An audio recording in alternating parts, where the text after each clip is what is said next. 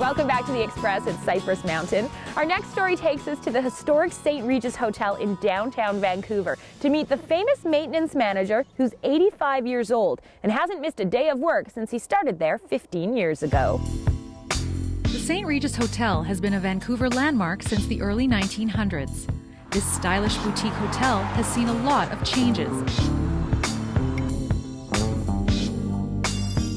But one thing that hasn't changed in more than 15 years is the daily committed work of maintenance manager Dave O'Brien. So Dave, are we going to have these rooms ready for the arrivals today? It'll be ready for the arrivals today. His contribution is unmeasurable.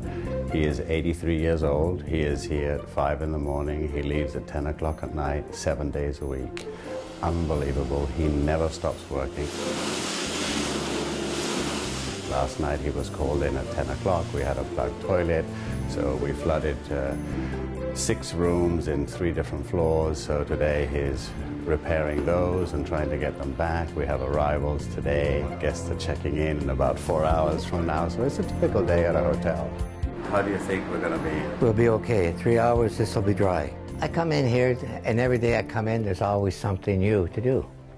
There's always, like today, overflow toilets. Curtains that were supposed to be here 2 days ago that come today. Check-in is at 3 o'clock, so we can delay them. He'll come here at 5 o'clock in the morning and is spraying the streets or, replanting the plants that some people ripped out the night before. So, somebody that cares that much and devotes so much time, you just can't find. Oh yeah, shut the water from the first floor up, okay? Dave has a simple explanation for the high energy levels that make this kind of work ethic possible. I don't eat meat all my life. That's it. I eat vegetables, rice, potatoes, fish. I eat a little bit of fish. Yeah, that's it. Dave may be understated, but his boss Jeremy most certainly isn't. Okay, well, I guess we'll have to deal with that one later. I've been in this industry for over 30 years. I've never seen anybody put those amount of hours. When I drive in every day and I see him outside on the sidewalk, I know it's going to be another good day, because if there's anything that a guest needs or we need when we're inspecting rooms, he's right there. His answer is always right away, right away, right away. In Vancouver, I'm Kendall Harris for The Express. The St. Regis Hotel completed an $11 million renovation back in 2009. They kept the character of the exterior, but they modernized everything else. It's all about moving forward. And nobody knows that better than Vancouver Giants captain Scott Bonner, who recently shocked the entire league by trading his captain. The Giants Report has been brought to you by Sprott Shaw Community College. Throws it out for Cunningham. Cunningham gets quick shot, scored! Craig Cunningham! For 4.5 years, Craig Cunningham had been a mainstay in the Vancouver Giants lineup. The organization's leader in career games played, a member of the 2007 Memorial Cup Championship team, the Western Conference Player of the Year last season, and the 9th captain in the franchise's history. However, with the team in a rebuilding phase, general manager Scott Bonner decided the best move for the team and for Cunningham was to trade him to the Portland Winterhawks. I had discussed it with Craig about if the opportunity should arise, would he be interested? He was interested, and so it worked out, and I think the deal's going to help both Craig's career and help our team at the same time. Instead of having one great player, we grab 2 good players. We need the depth, and both guys look to be huge assets to our lineup. Not only did the Giants acquire a first and second round draft pick in return for Cunningham, but also 2 offensive-minded players who just happened to be from BC. 20-year-old Spencer Bennett from White Rock, who has 3 goals in 3 games in a Giants uniform, and 18-year-old Teal Burns. A Victoria native, Burns had 7 points in 32 games with Portland. In 3 games with Vancouver, he already has 6 points. More importantly, the Giants have won 2 of 3 games. I don't know, I was coming in knowing it was going to be a fresh start, and Portland didn't give me playing time that I wanted and needed to excel. And coming here, it just gave me an opportunity to play my best. Yeah, I think playing with good line mates with Brendan Gallagher and Breno Rowinski, they've helped me a lot, and just get a little bit of luck, I guess, too.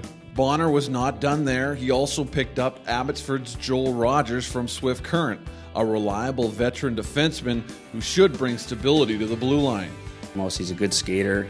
He's been in the league for 200 games roughly, and you know, he's a good person, and we need the leadership because on the back end, as the games get tougher in January and February, you're going to need the experience.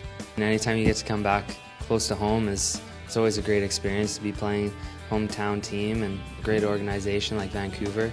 It was great news for me and great news for my family. We were all pretty excited about the trade. I've been back here for 2 games now, and we've had 2 wins, so it's kind of exciting, and it's been great. I loved every second of it. It's a new experience and first time being traded, and couldn't be more happy. The Giants Report was brought to you by Sprott Shaw Community College. The Vancouver Giants' next home game is this Friday versus the Medicine Hat Tigers, and you can get tickets online at vancouvergiants.com. You're watching The Express, and coming up, we've got a little White Rock history and a Chilliwack hotshot. Up next on The Express. Surrounded by water. Chilliwack singer-songwriter Brook Peter. Who make me smile. The White Rock Youth Ambassador Program. I think it's important for all young people to stay connected with the community, so for future generations they can see what we were doing back in 2010, 2011. The Express. This is your local voice.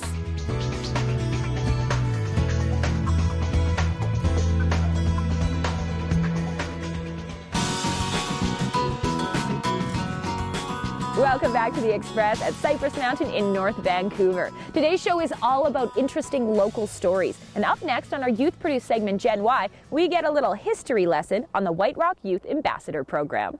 I could tell you that, go through each of the fields that we have here. Today, we meet a group of youth who are learning how to leave their legacy at the White Rock Museum and Archives. I'm being visited by a group of White Rock Youth Ambassadors, and they have offered to donate a collection of their records to me. And it'll mean that we have an ongoing relationship, and it'll really work well to preserve this aspect of White Rock history. Today we are compiling a list of records and pictures and images for over the last 50 years. We're compiling to make a scrapbook to teach people in the community and future generations about what the program stands for and learn more about White Rock as a whole. The program was established in 1958, so it's been over 50 years that the program has been running, and I think we've amassed all these pictures and photographs and records, administrative records, and the girls have done so much over the years that it's important to find a secure way of protecting these things. The ambassadors are excited to get working on their history project in the soon-to-be renovated White Rock Museum.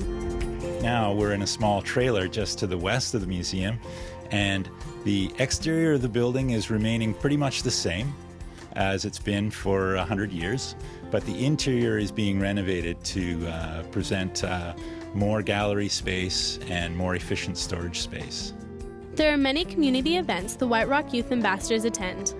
We introduce them to the world of volunteering, so they learn about all kinds of service clubs and organizations like the Elks and the Lions and Kiwanis and Rotary. And we work with the City Council and the councillors, the Chamber of Commerce, the Business Improvement Association, and local businesses. And we volunteer at events that they put on for fundraising. There's so many aspects of it that it takes a teen a year and a half to go through the program, and only when it's over do they realize the full impact of the program and say, wow, that was absolutely amazing. Archiving is a great way for the ambassadors to share their history with the community. I think it's important for all young people to stay connected with the community, so for future generations they can see what we were doing back in 2010, 2011, and the early decades.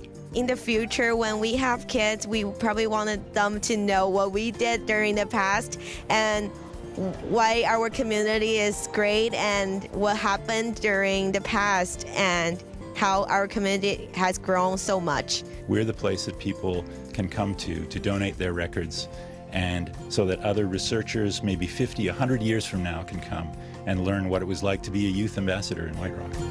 If you're interested in joining the White Rock Youth Ambassadors or starting your own ambassador program in your community, then go ahead and visit the website. I'm Kirsten, signing out for Gen Y on The Express. Gen Y is brought to you by Options, Surrey Community Services Society. Gen Y is a Shaw TV Access segment. The youth reporters are all volunteers who have an interest in broadcasting and in the local community. And we have more young talent with this next story. This guitar player wrote his first song in this past year, and yet has still made it to a top 10 list among his peers.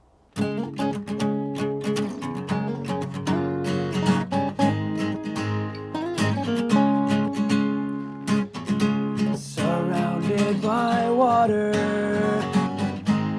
I listened to a lot of Justin Zuka, and I learned all his songs on guitar, and I listened to them. At this point, I didn't know even myself that I could sing, so I'd listen to the song, and I'd have it pretty much copied inside my head, and then one day I just decided to sing it. You make me smile. And the rest is musical history. 17-year-old Brook Peter picked up a guitar when he was in grade 9, and he hasn't put it down since. The high school senior takes lessons with instructor and musical producer Rick Genge, but during the summer of grade 11, things changed. One day he showed up with a song, and I didn't know he could sing. Every time. And when he sang, it was like my mouth was just like, wow, you're a good singer. And his pitch was excellent, and yeah, from there I said, let's record. I didn't know I could sing, like at all. I wouldn't even really sing to myself, like not even like in the shower or anything. It was weird. And then I just decided to sing, and it worked out. Brook even made the short list in CBC Radio's Best High School Singer-Songwriter contest. I felt as if like I was really lucky because all the people, they all had experience and they were brought up with it. I'm like just started, and I just feel like the amateur, and I'm happy to make it in the top 10, which was really cool. Singer-songwriter is, there's so many people out there writing and recording because it's so easy to buy equipment that's inexpensive and record at home. Lots of people are doing it, but for somebody to just play the guitar and sing, you really have to have talent. Although many singer-songwriters get their start when they're really young, Brook didn't pick up a guitar until he was about 14, and he didn't write his first song until the summer of grade 11. But that's no surprise, since he comes from such a musical family. Yeah, my grandpa plays guitar, my mom plays piano and sings, my grandpa also sings. My sister's excellent at singing. My brother used to play guitar. My dad's always bugging me. He's like, oh, you gotta write a song, because I don't have lots of songs. So, but I can't just sit there. I've tried to sit there and write a song. Doesn't work for me. That's why I think it's more of an emotional thing, sort of. It's just the right mood, the right setting, and it just happens. And then it leads back into the verse, but I haven't written that part yet because I just have the first. So I have the first verse and then the chorus. I'm working on a new song actually for my friend named Kyle, and he actually has cancer. So I'm working on a song for him. Forever strong boy. He's strong and longs to live. And Brook will continue to live, writing and producing more songs, finishing high school, and just taking life as it comes. I think I'm just at the point that whatever I cross is what happens. In Chilliwack, I'm Tiffany Gurden for Shaw TV. Every time I hear your voice. Young talent, local sports, specialized careers. We've had a great sampling of life in the Lower Mainland on today's Express. And now it's time to shine our spotlight on local events. You can make the most of the winter season with a free skate at the Robson Square Ice Rink. The rink is in a covered open-air area right in the heart of downtown Vancouver. Check out one of Vancouver's signature events. The Push Festival expands the horizons of Vancouver artists and audiences with performing artwork that is visionary, genre-bending, and stimulating. Enhance your children's exposure to the arts and engage in a show of live actor and puppet production with the classical fairy tale Sleeping Beauty. And of course, if you're interested in skiing, snowboarding, snowshoeing, or tubing, you can do all of that up here at Cypress Mountain. Now that's it for today's Express. I'm Johanna, and on behalf of all of us on the show, thanks so much for watching. We're going to leave you with a look at the local art scene and the history of loss from the Vancouver Biennale, and we'll see you next time.